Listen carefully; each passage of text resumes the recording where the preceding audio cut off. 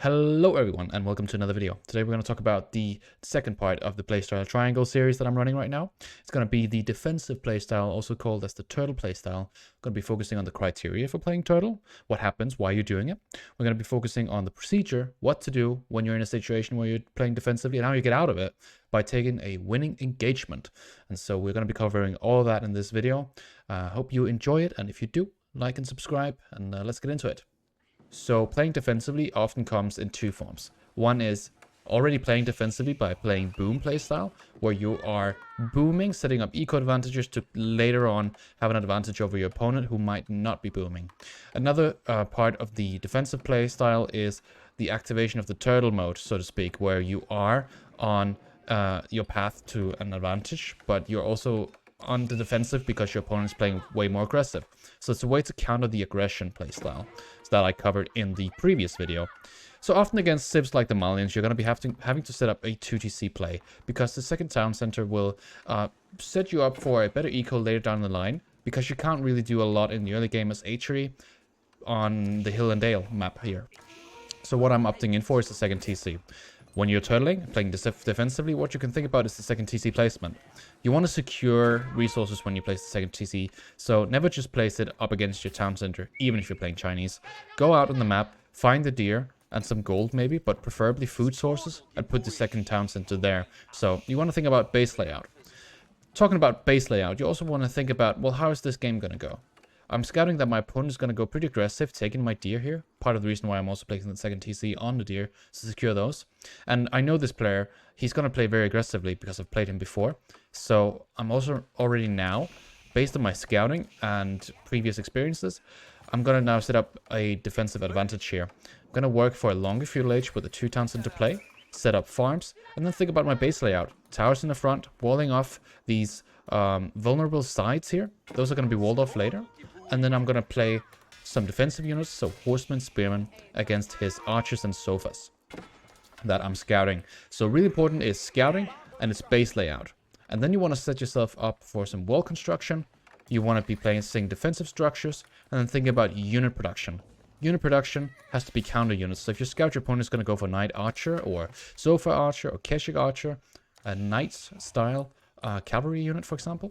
Spearman, horseman is going to be the optimal composition to go for, as horsemen counter archers, spearmen counter the cavalry unit.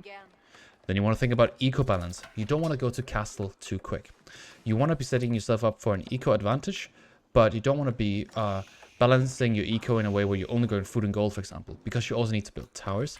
You need that second town center. You also need farms, and you need to set yourself up with enough defensive units to defend against the push.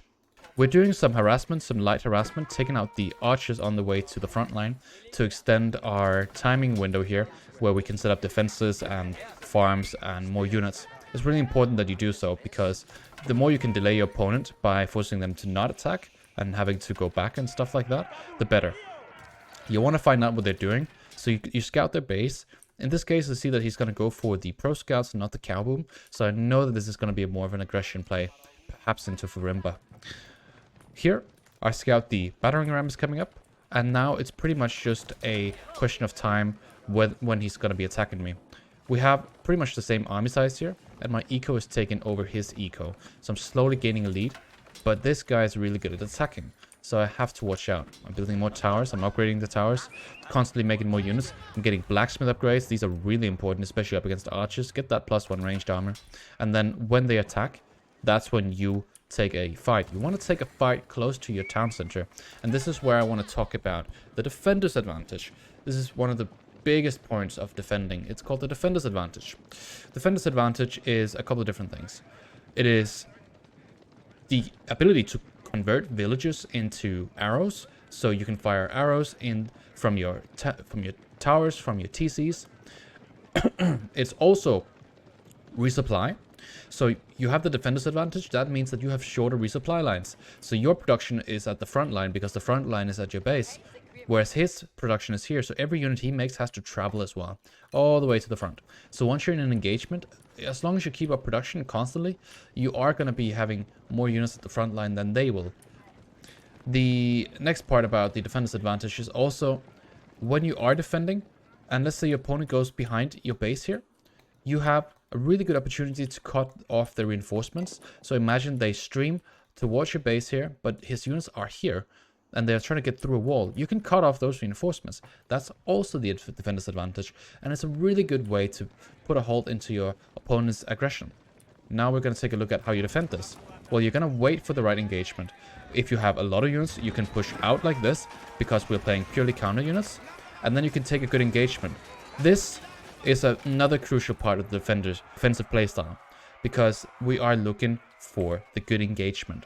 It is a certain engagement, usually around the 10-minute mark, 8-minute mark, maybe earlier later, where both parties are fighting and one is going to come out and be on top of the other. So you're going to have more units, you're going to have an eco, maybe it's untouched, such as in this situation. And now you have a big decision point. What are you going to be doing? Are you going to set yourself up for a longer feudal with more eco advantages? Are you going to go and try to kill them in feudal? Are you going to be playing Castle Age? These are decisions you can make based on your civ, the opponent's civ, and your winning condition here. Sometimes your lead can be so much that you can just push them, and sometimes you have to still fall back because they are producing a lot of units anyways and you can't push them. Or they have defensive advantages, such as the English with more arrows coming out of their town centers. Here, I take a step back, and then I focus on building up a few more defenses. Then I want to go to Castle Age. I want to get upgrades for my units. So as you can see on my eco up here, I am now macroing towards a Castle Age. And I'm going to drop the Regnus Cathedral here. The reason I'm going Castle here, as you can see, it's only about 2 minutes ago that we finished the engagement. He's almost up to the same amount of units. So when you are macroing towards an H3, for example, keep in mind you're spending 1800 resources on an H-up, but you're not making units, and your opponent might still be making units. So this is why you have to constantly scout for the opponent's macro, what they're macroing towards. So if there's only wood and food, then obviously it's going to be units. If it's heavy on gold, if they're trying to age up, if it's a lot of units coming towards your base, you want to scout for that. And so what you want to do is basically, if you see this, continue playing defensively, because they are still looking to try to kill you. So you still have units left over from the previous fight, but you also are aging up. So the fight next time will also be hard, probably. Here, he goes for another ram rush. I get my H up. Instantly, I queue up my upgrades up here. I get my +2 ranged armor. And then I'm just waiting for an engagement here. He's pushing me very hard, and he actually has more military units than I do. The difference is, I'm in Castle Age, and he's in Feudal Age. But he has a lot of Dunsos this time. Last fight, he didn't have them. And so all my horsemen are actually not really some horsemen I can use. So it's really important when you defend that you try to take a fight that is close to your town center, where you can use your villagers to defend, close to your production, and then you try to see if you can't take a good engagement. If you lose this fight here, it can be very scary, as most people, when they see somebody goes to H up, and they have made a lot of units already, they'll just go straight into your base. So never H up without scouting. I'm going to make a workshop here, and then I'm going to make a mangonel, and the mangonel is going to be what helps me in this fight here. Because the town center fire will take care of all the Dunsos. The mangonel, because of my H up, I can make mangonels, will now take care of the rest. So this is a really scary engagement. As you can see, he has way more units than I do. And my mangonel comes out in a little bit of a rough spot here. I need my villagers if I don't want to lose my mangonel. So I pull my villagers, and I ordered the mangonel to fire on the archers. And I need to repair the mangonel as quickly as possible.